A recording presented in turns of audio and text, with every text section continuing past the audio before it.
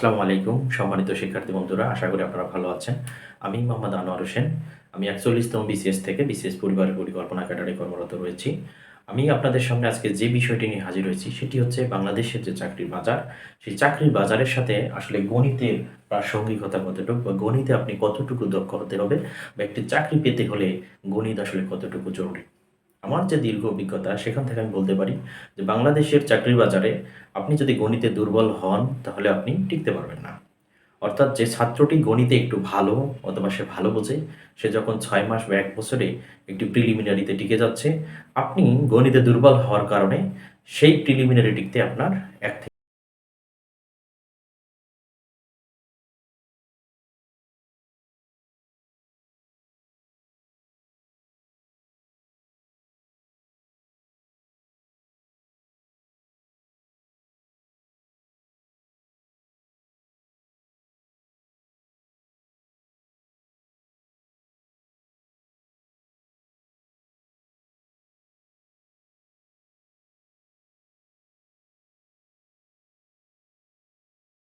সেটি হচ্ছে বাংলাদেশের চাকরির বাজারে গণিত যে খুবই গুরুত্বপূর্ণ একটি ফ্যাক্টর, সেই ফ্যাক্টরটিকে আপনি কিভাবে পেরিয়ে যাবেন?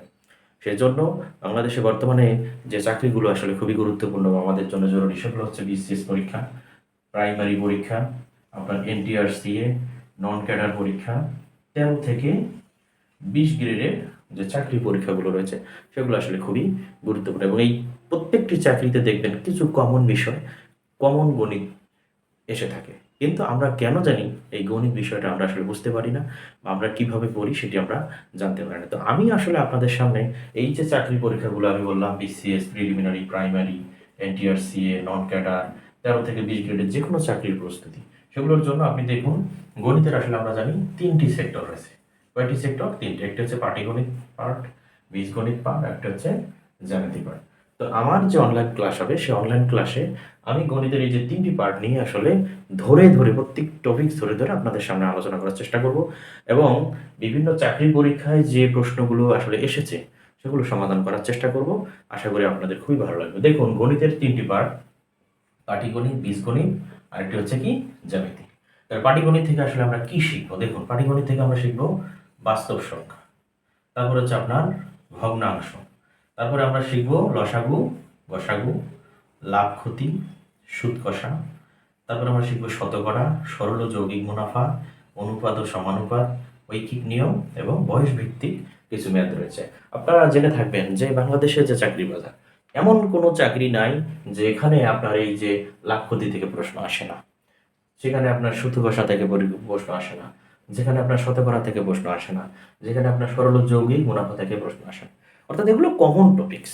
আপনি যদি পাটিগণিতে ভালো করতে চান এই টপিকসগুলো আপনার পড়লেই যথেষ্ট এবং এই টপিকসগুলো যদি আপনি করেন শুধু প্রিলি না, আপনি রিটেনেও ভালো করবেন। দেখুন কমন কয়েকটি টপিকস, এই যে ১০ থেকে ১২টি টপিকস যদি আপনি করেন তাহলে আপনি কিন্তু বাংলাদেশের চাকরির বাজার প্রেক্ষাপট অনুযায়ী এই ঘুরে ফিরে লসাগু থেকে প্রশ্ন, লাভ ক্ষতি, সুদ কষা, শতকরা, সরল ও যৌগিক মুনাফা, এগুলো থেকে প্রশ্ন আসে, অথচ ঐকিক নিয়ম এগুলো থেকে প্রশ্ন আসে।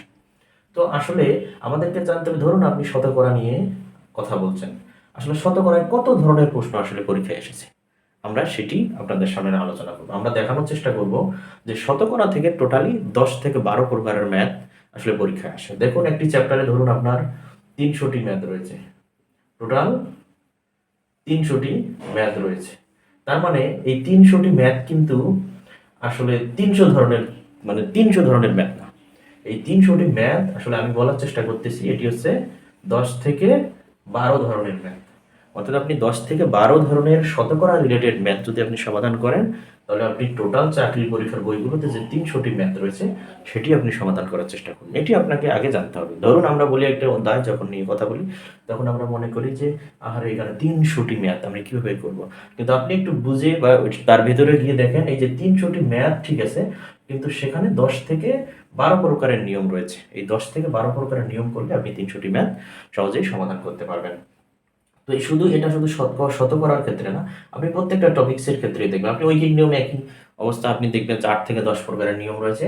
সেই ৮ থেকে ১০ প্রকারের নিয়মে ৩০০ থেকে ৪০০ ম্যাথ আসলে পরীক্ষায় এসেছে। তা আমরা চেষ্টা করব যে ঐকিক নিয়মে যে ১০ থেকে ১২ প্রকারের ম্যাথ আসলে বিভিন্ন চাকরি পরীক্ষায় বিভিন্ন সময় আসতেছে, সেগুলো আসলে ধরে ধরা। আপনি যাতে ঐকিক নিয়মের ৮ থেকে ১০ প্রকারের ম্যাথ যদি আপনি করতে পারেন বা সেটি যদি আপনি নোট ডাউন করে রাখতে পারেন যে এই ম্যাথ, এইটার নিয়ম, তাহলে আপনি ঐকিক নিয়মের যেকোনো ম্যাথ আসলে সমাধান করতে পারবেন। তারপরে দেখুন আমি কথা বলব হচ্ছে আপনার বীজগণিত নিয়ে। বীজগণিত থেকে আসলে খুব বেশি টপিকস না বীজগণিতের। দেখুন বীজগাণিতিক সূত্রাবলী থেকে ম্যাথ থাকে, উৎপাদকে বিশ্লেষণ থাকে, সরল ও দ্বিপদী সমীকরণ, সূচক ও লগারিদম, এই খুবই গুরুত্বপূর্ণ টপিক, সূচক ও লগারিদম, সেট এবং ধারা। আপনি যদি এই ব্যাপারগুলো আসলে একটু ভালো করে খেয়াল করে দেখেন যে সবগুলো কিন্তু আসলে অনেক ম্যাথ অনেক, কিন্তু আপনি দেখবেন নিয়ম কয়েকটি নিয়ম।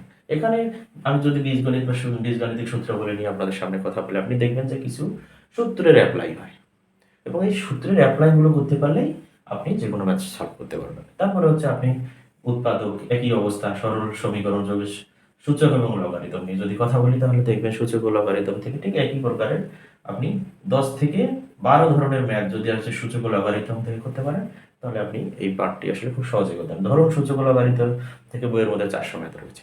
তারপর ৪০০ ম্যাথ মানে কি ৪০০ নিয়ম? না, এই ৪০০ ম্যাথ মানে হচ্ছে ১০ থেকে ১২ প্রকারের নিয়ম। এখন আমাদের কি করতে হবে?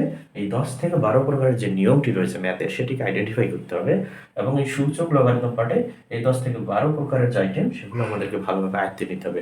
আয়ত্তে নিলে আপনি বইয়ের মধ্যে ৩০০, ৪০০, ৫০০ যত ম্যাথই থাকুক না কেন, আপনি সেটি করতে পারবেন। তারপরে দেখুন জ্যামিতি নিয়ে আমরা যদি আলোচনা করি, কি আলোচনা করব? রেখাঙ্কন। এখানে আসলে সাধারণ যে জ্যামিতি সেটা আলোচনা হবে, বিভিন্ন উপপাদ্য। তারপর হচ্ছে ধরুন ত্রিভুজ, চতুর্ভুজ, পরিমিতি, বৃত্ত। মূলত জ্যামিতি থেকে আপনার এই টপিকসগুলো থেকেই প্রশ্ন থাকে। আপনি যদি ত্রিভুজ নিয়ে আলোচনা করেন, তা ত্রিভুজের মধ্যে আসলে আমরা জানি সমবাহু ত্রিভুজ, সমদ্বিবাহু ত্রিভুজ এবং বিষমবাহু ত্রিভুজ যেগুলো আছে, তো এগুলোর আসলে বিভিন্ন উপপাদ্য রয়েছে। তারপর হচ্ছে এগুলোর কিছু মান নির্ণয়ের ব্যাপার আছে। তারপর এগুলোর কিছু সূত্রের অ্যাপ্লিকেশনের ব্যাপার আছে। তা আপনি ধরে ধরে সমদ্বিবাহু, সমবাহু, বিষমবাহু ত্রিভুজ মনে রাখলে আপনার ত্রিভুজ রিলেটেড প্রশ্ন জ্যামিতি ওকে। আপনি চতুর্ভুজও ঠিক একই অবস্থা, পরিমিতি একই অবস্থা, বৃত্ত রিলেটেড কিছু উপপাদ্য রয়েছে। এই উপপাদ্যগুলো যদি আপনি মুখস্থ রাখেন, তাহলে বৃত্ত রিলেটেড প্রশ্ন আপনি সহজে পেয়ে যাবেন। আসলে আমি মনে করি বাংলাদেশের চাকরি বাজারে আসলে গণিত খুবই গুরুত্বপূর্ণ একটি ফ্যাক্টর এবং বাংলাদেশের যে চাকরি প্রার্থীরা রয়েছে সেটি, তারা দেখা যাচ্ছে অনেক চাকরি প্রার্থী এই চাকরি বাজার পিছিয়ে থাকার অন্যতম কারণই হচ্ছে গণিতে তাদের দুর্বলতা এবং তারা গণিত ভীতি আসলে দূর করতে চায় না। তো আসুন আমরা এই যে গণিত ভীতি রয়েছে সেটি আমরা দূর করব এবং যে চাকরিগুলো নিয়ে আমি কথা বলতেছি, আপনার বিসিএস, প্রাইমারি, এনটিআরসিএ, বিভিন্ন নন ক্যাডার এবং ১৩ থেকে ২০ গ্রেডের যে কোনো চাকরির প্রস্তুতির জন্য এই ম্যাথগুলো আসলে খুবই গুরুত্বপূর্ণ এবং এগুলো করলে আপনার জন্য